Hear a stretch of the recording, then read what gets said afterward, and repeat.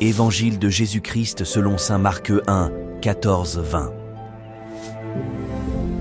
Après l'arrestation de Jean le Baptiste, Jésus partit pour la Galilée proclamer l'évangile de Dieu. Il disait : « Les temps sont accomplis, le règne de Dieu est tout proche. Convertissez-vous et croyez à l'évangile. »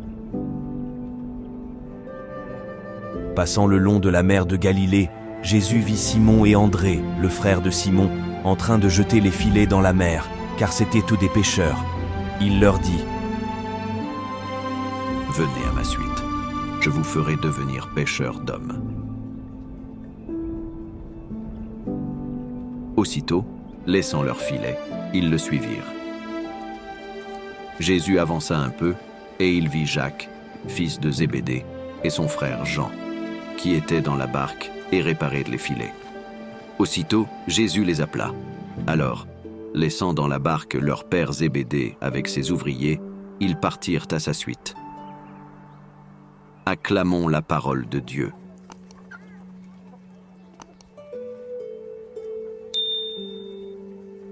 La venue de Jésus en notre humanité invite à une conversion de notre part. Jésus ne travaille pas en solitaire, il nous associe à sa mission reçue de son Père du ciel. Son Père nous invite à une transformation intérieure, un déplacement intérieur, une réflexion pour répondre à l'appel à devenir de ses disciples. Être disciple s'apprend et s'apprend à l'écoute du Maître. Le synode auquel nous invite le pape François est une belle occasion de penser l'Église pour aujourd'hui et demain.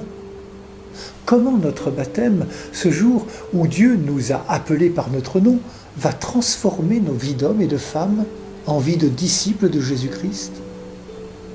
Comment notre vie de disciple va-t-elle rejoindre le monde auquel il nous envoie comme pêcheurs d'hommes ? Le bienheureux Antoine Chevrier répondait : en suivant Jésus-Christ de plus près. Autrement dit, être disciple en gardant avec Jésus une relation personnelle au quotidien, en apprenant à mieux le connaître et à le connaître mieux à travers ses actes et ses paroles. L'Église n'est autre que ce peuple que Dieu appelle, rassemble et envoie.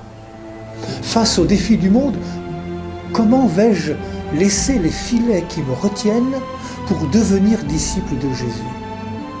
Les voies pour suivre Jésus sont aussi variées que les gens sont différents. Mais elles impliquent toujours de se libérer de ce qu'on était avant.